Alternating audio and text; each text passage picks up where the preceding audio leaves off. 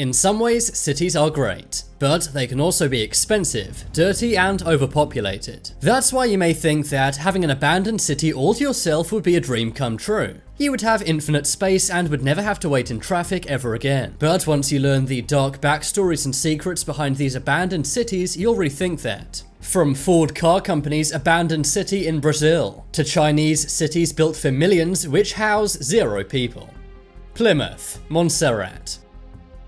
Montserrat is a beautiful island in the Caribbean, but venture far enough into this island and you'll find the city of Plymouth. In the early 90s, 4,000 people lived here. But one day in 1995, everyone in it was told they had to leave immediately. This was because of a very large volcano near the city. It was on the verge of erupting, so everyone had to leave. The volcano had caused minor damage. But 2 years later in 1997, the volcano completely erupted. The Soufriere Hills volcano covered Plymouth in 40 feet of ash. And the volcano is still active to this day. That's why any tourists are told not to go to this city. You can take a boat tour and see the outskirts of this place, but a few people have snuck in and taken some amazing and daring photos. It's so sad this beautiful city had to be abandoned, but in hindsight, maybe it wasn't the best idea to build a city right by an active volcano. Hashima Island, Japan. This is an abandoned city located on an island. In the 1970s, Japan was building their economy. One of the ways they did this was coal production, and lots of this happened on Hashima Island. The island was a great place. It had all the amenities you could imagine in a normal city, only everyone in it was a coal miner. 5,000 coal miners lived on this island east of Japanese mainland. But over the years, as Japan modernized, petrol began beating coal, and this caused coal plants to shut down, meaning the island was abandoned. One day in the 1970s, all of the coal miners left on boats. Because the island was owned by the coal company, they didn't give them much notice. Because of this, all of these structures are still on this island. Today, the Japanese government says you can't visit this island on your own, but rare guided tours of some portions of the island are done. But have no fear, Google have actually made a virtual tour of this abandoned island. This island also is rumored to be haunted. That may sound crazy, but it has a pretty dark past before it was used as a coal mine. During World War II, it was used as a forced labor site. This is where prisoners of war would have to mine coal all day. Ghost cities, China.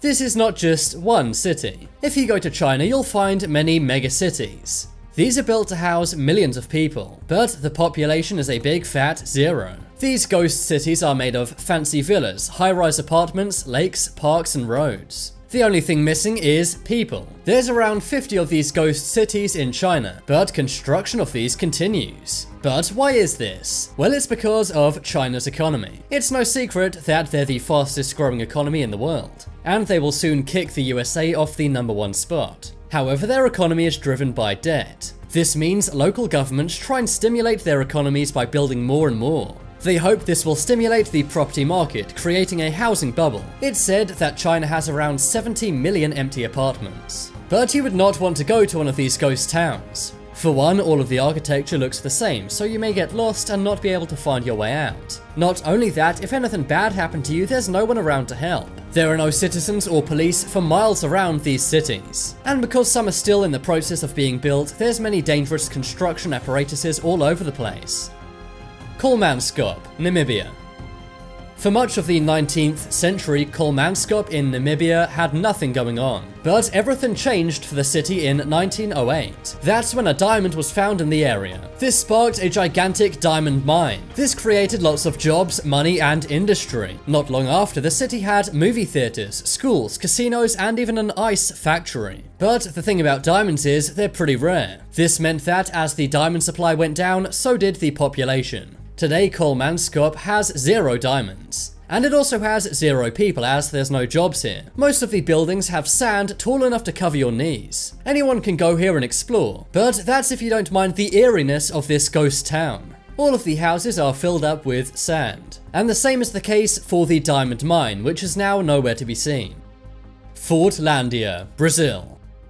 When is a company too powerful? Is it when they control too much of the market? Is it when they're a monopoly? Or is it when they have their very own city? Well, that's exactly what Henry Ford, the founder of Ford, tried to do. In the 1930s, Ford decided to make a city in Brazil. They wanted a way to make cheap rubber, and they decided that they would use the natural resources from the Amazonian jungle. Because no one lived in the jungle except tribes, they had to build their own city, which they named Fordlandia. The goal was to make super cheap rubber in Brazil. They would then ship all of this over to the United States, where they would use it on their cars. But it turned out that Fordlandia was a famous example of blue sky thinking. Henry Ford had a poor understanding of the ecological challenges. It turns out it's not so simple to extract rubber from the Amazon jungle. Who would have thought it would be hard to set up a city in the world's most dangerous jungle?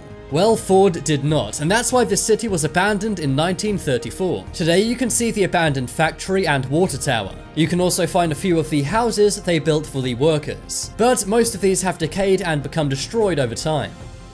Bodie, California. Today, California is known for sunny beaches and surfing, but during the late 1800s, the gold rush was going on, and Bodie, California was a city where the streets were almost paved with gold. Well, not exactly paved, but there was gold underneath it. That's why thousands of miners lived and worked in Bodie. At the city's height, there were 65 saloons. That's the equivalent to a city with 65 nightclubs today. But over the years, the gold rush went away as all of the gold was mined up. By 1942, the only thing that existed in Bodie was the post office, and later that year it closed down as well. Now many people visiting the Yosemite National Park explore Bodie, California. It's a pretty eerie gold rush town, and because it's been abandoned, it really looks like a cowboy's town. The buildings and relics of vehicles are original, and it seems like the perfect spot to film a spaghetti western. Pripyat, Ukraine.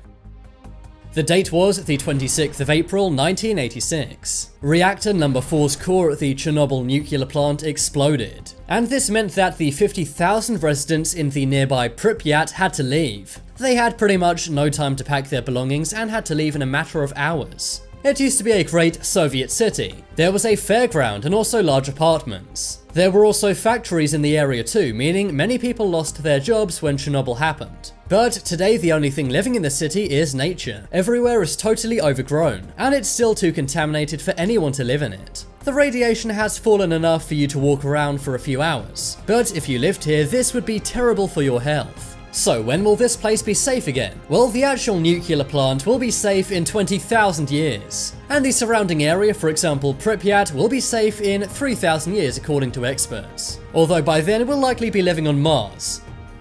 Varosha, Cyprus.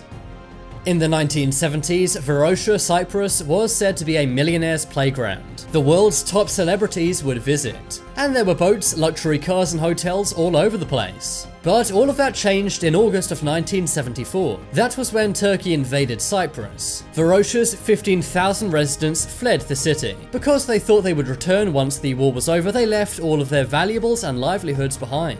But there's been ongoing tensions in the region ever since, and that's why no one has ever ventured back to this city. Recently, there was talk of trying to get this place going again, but they worked out it would cost 12 billion to make the decrepit buildings livable again. So we likely won't see this former luxury city open anytime soon. North Brother Island, New York.